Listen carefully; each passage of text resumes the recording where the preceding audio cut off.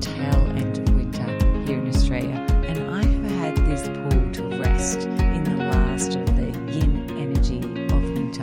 Creating this podcast each week, it takes a lot of time and energy, and I've decided to re-release 3 of the most downloaded episodes over the last 3 years.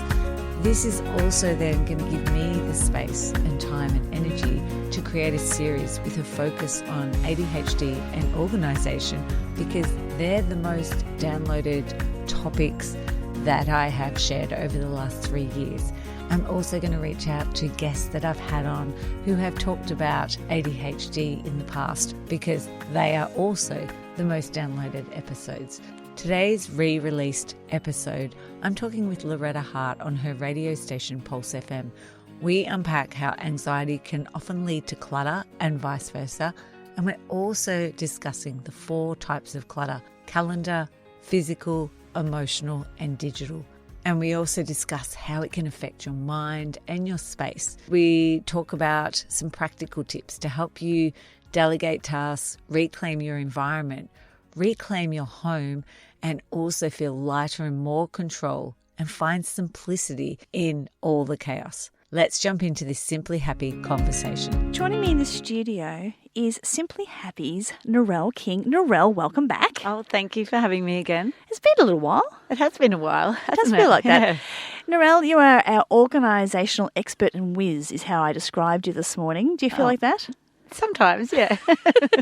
How's school holidays treating you? Oh, no, good. I've just been working. But today I'm having the day off, and tomorrow, so it'll be good to hang out with the kids. Excellent.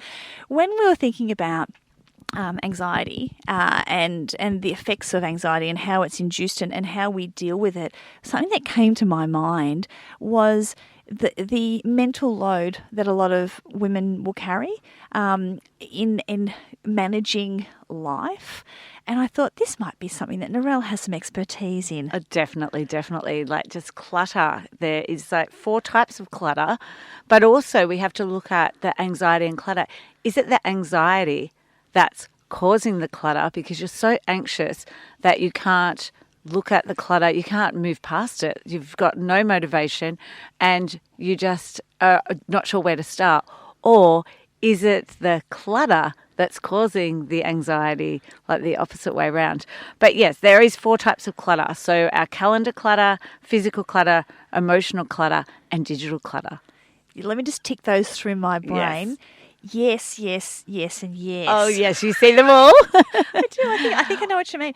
And which one would you say is the most problematic for you out of those 4? I think it's physical clutter. Mm-hmm. Because I maybe because I can see it.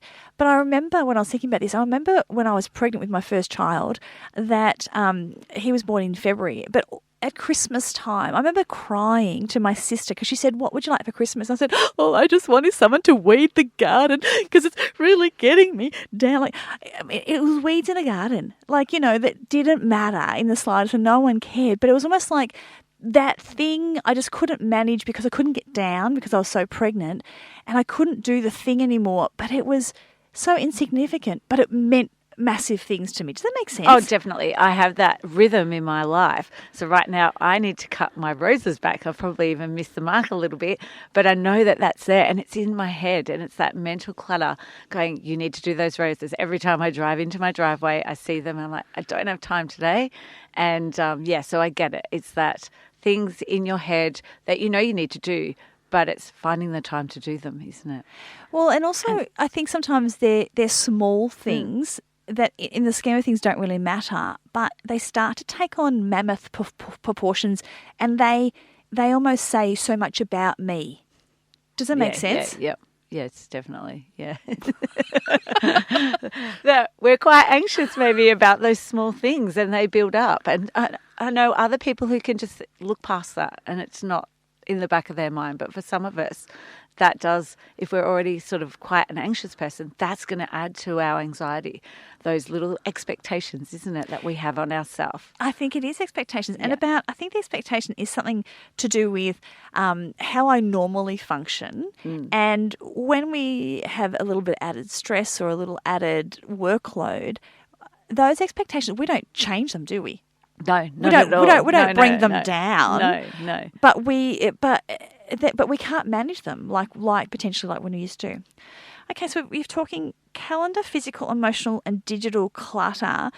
With the people that you're working with, when you're helping them sort out their organisational life, is there one that is more impactful than others? No. So I would say, though, it's definitely the physical and emotional and then the digital. But the digital is always the last one to tackle. Okay. So I feel like I work with people mainly around their physical and emotional, and then we might lead into the digital last because that's the one that you can't see. So our physical is the stuff that you can see, and it's usually because of a lack of systems or a lack of homes. We haven't set up places for our things to go. So it's like looking at your home and working out where is the clutter accumulating. Is it accumulating on your kitchen bench? Or is it accumulating on your fridge? Or maybe it's at the front door. And what can we do to sort of help set up a system there? Do we need like a little cube unit for somewhere for our like drop zone for all of our keys and our things? Do we need some magazine holders to put our paperwork so when we get home, even if we're not sorting it, at least it's got a place to go? So just looking around your home and looking at where is that physical clutter accumulating, whereas our emotional clutter is our fear and guilt. So our guilt is like we've bought something and we hold on to it. We may not have worn it. We may not wear it because it's not the right size, it's not the right color, but because we've invested maybe a substantial amount of money in it, we can't let it go. And so we hold on to it, and that's just creating more physical clutter in our home. And then there's also, though, the guilt of maybe someone's bought something for you or it's been handed down. Oh, they're handed Yes, down. and you're not sure what to do. So when I work with clients, one of my first things is always when they say, I'm going to give this to my sister, I'm going to give it to the friend down the road, I'm like, please send them a text first, check with them, and that then gives them a chance to say, actually, I don't really need that right now. Whereas when you're physically passing it over to someone, they're like, oh, thanks. And they don't know what to do with it. Or they know they don't want it, but they will, depending on the guilt, they will hold on to it. So you're just shifting your clutter to someone else. To someone else, exactly. Please don't do that. No. Let's look after our sisterhood here. Yes. And then there's the fear. What if I need it? Yes. So, you keep things because you're not sure whether you'll need it down the track. That I think we've talked about it here, the white urn in the cupboard. But please tell us about the white urn again. Well, the white urn, you've maybe got that white urn, only because I saw another one the other week and I was like, do you really need that? When was the last time you used that white urn? And she's like, I'm not sure, but I may need it one day. And I'm like, surely we could hire, get that from somewhere else, and we don't need to take up that huge amount of space in your cupboard. Do your clients know your catchphrases? Couldn't you hire, buy, or get another one in 20 minutes? Some of them might be, yeah. Yeah, exactly. Within 20 minutes and $20, could we get something else? Yeah. I love Facebook Marketplace in particular, but any of those secondhand that you could go on there and see how much money you could get for the item, but then how easily you could just purchase it again if you need to. So it's interesting that this emotional clutter that we talk about, anxiety, they're probably anxiety producing. Oh, definitely, yes. This guilt and fear.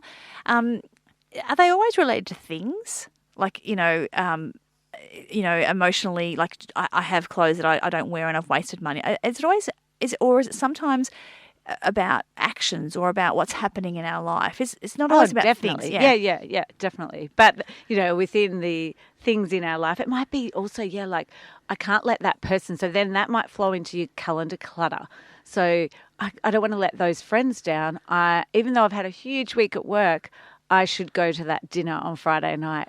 But actually, maybe you need to actually have that night off. So it's looking at that guilt. Why am I feeling guilty about this when I really should be thinking about myself?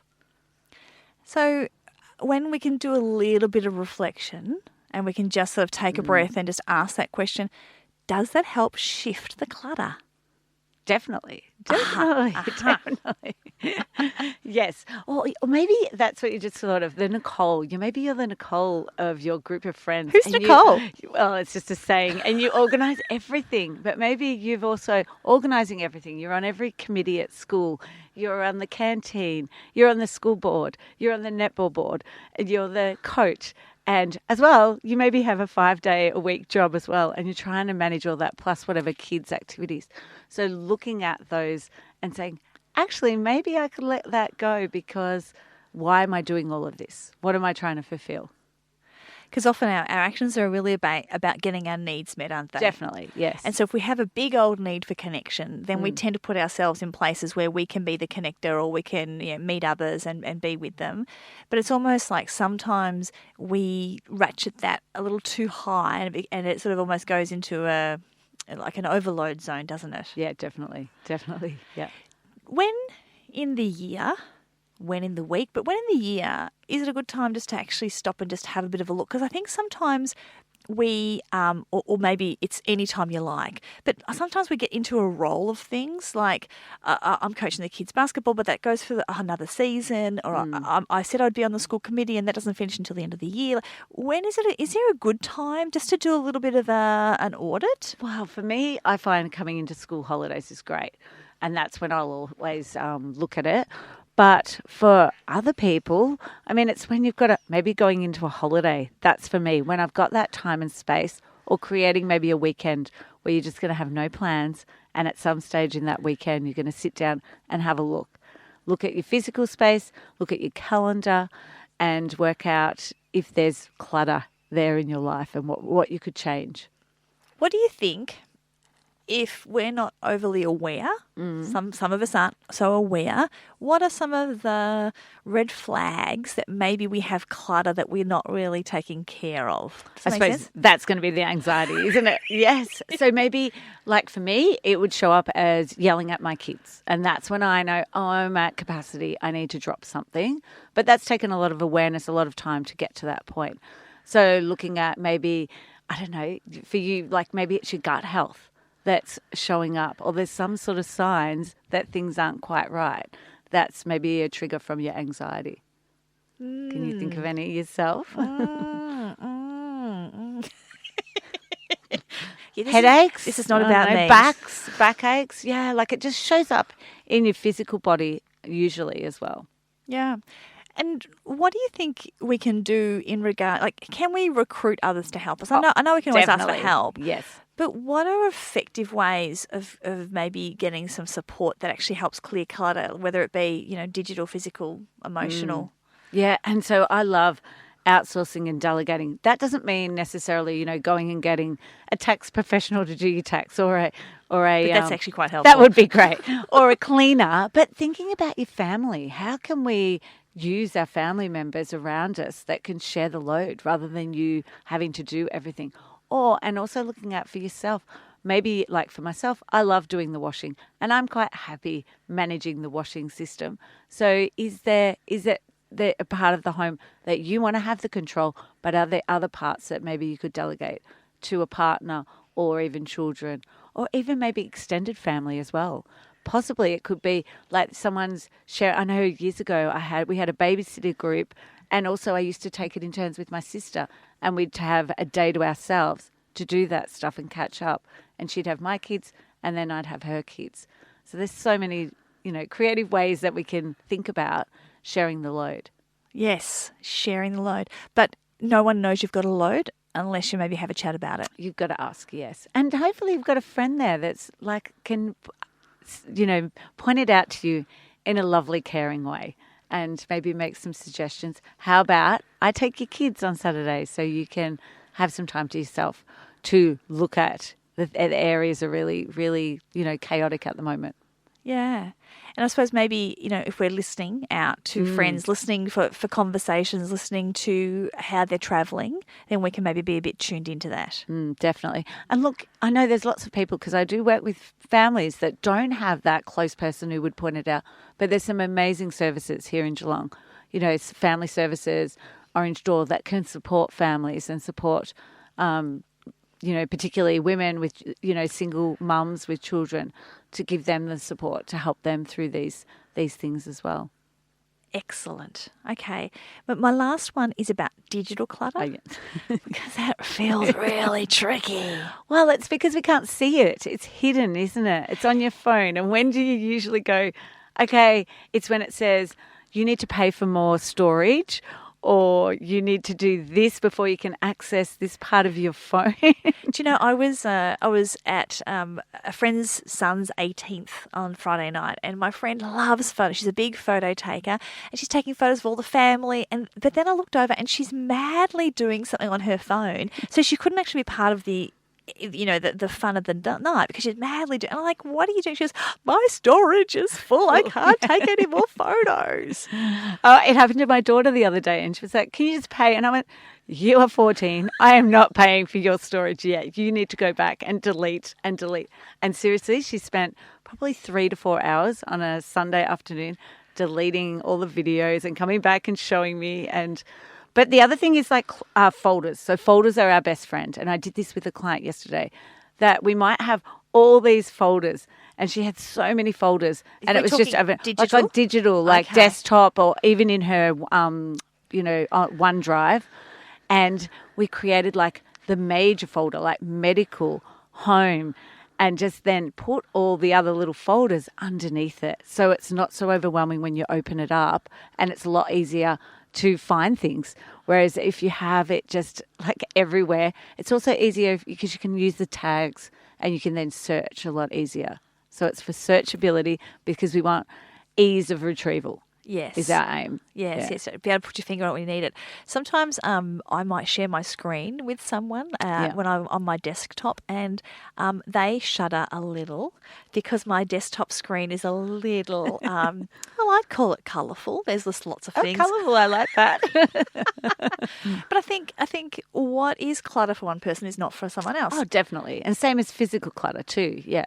Definitely. Because I sometimes I'm in a Facebook group and someone will take a screenshot of something on their phone, and down the bottom they might just have the little messages or email icon, and it might say 7,621, and people aren't even looking at what they're supposed. They're all saying, "Excuse me, you have 7,000 unread emails. Doesn't that just freak you out?" And they're like, "No, I don't care about that." Yes, it's fine. And look, to be honest, I have my kids' emails are on like the Gmail. So I've got theirs and my own and our family. So in their promotions, there's hundreds and they haven't deleted them. So they actually show up on my phone. So I actually just ignore it. But I know mine's at 0 and that's all that matters. So it's about finding your level of comfort within that digital clutter. Yeah. But I definitely think folders are really, really helpful. And like photos, just year. Like at least sort your photos into the year is going to help be able to manage and find them as well. Okay. We didn't talk about calendar clutter. Have you got a minute to talk about that? Sure. Is this when we have, you've got to get Bobby off to netball and Judy off to clarinet lessons and you're supposed to be at somewhere? Is that like the clash? Is that what we're talking about? A little bit, but also maybe having too much. So a little bit like the Nicole, booking everything and doing stuff is considered calendar clutter, but also the clash. And I know we've talked, I think maybe last year or this start of the year, about having a shared calendar. So with everybody in your family so that everyone knows where they are, and then can maybe also highlight the clashes to you and say, Mum, I've got netball, you're picking me up, but it says here you're working until 5:30. Who's going to do that? So I think giving visibility to the whole family is a great thing about having some sort of shared calendar. Would you also suggest that a time in the week where the family can all be together for a minute just to have a chat about what's happening this week? Definitely. We do it Sunday night, so at dinner time. And ours is a bit like, okay, if we do this and sit down, because I do get the moans and groans. I was going to say, so boring. Yeah. But it was interesting because my daughter this week, we hadn't even, it was at lunchtime. She was like, I want to know what's going this week because it's holidays and who's here and who's where. So she had someone to drive her. And so she actually did the calendar. And then she goes, can we do the meeting now instead of at dinner? And it was like, great. So we sat down, quickly did it. And it doesn't take very long. But bribery is the other way. He's like, okay, let's have a nice dessert or play a game. My son loves games. So, yeah, that gets them on board. Rightio. I suppose what we're really talking about here is managing our clutter so that it doesn't push us off into feelings of anxiety and anxiousness, because then when we're in that overwhelmed state, we sort of can't manage much. No, definitely. And you can't do it on your own. Can't do it on your own, and don't try and declutter all at once. Oh, definitely. No. Just look for those hot spots. Okay, look for the hot spots. What's bringing out the irritable bowel or the Yes. tight head, or maybe you're not sleeping? Like, Yes. what are your Oh, red huge. flags? That's me. So sleeping, sore neck, gut. Gut is huge. The irritable bowel. Sometimes even muscle tightness and soreness, like in your legs and things like that. Yeah. Look out for the red flags and see where you can minimise some clutter. Yeah. Narelle King, Simply Happy, thank you so much again. Wonderful conversation. Oh, no, thank you. No, it's always great. Thank you for joining me for today's Simply Happy conversation. Is your family's paperwork piling up and taking over your kitchen bench? Do you waste hours searching through piles of paper clutter, looking for documents and reminder notices? Our comprehensive guide walks you through each step to help you effectively organise your paperwork and provide simple solutions to digitalize your administration processes to reduce paper clutter. Head to simplyhappy.com.au to the resource tab to get instant access today. I'd like to acknowledge the Wathaurong people of the Kulin Nation on which this podcast is recorded as the traditional custodians of the land. I pay my respects to their elders, past, present and emerging.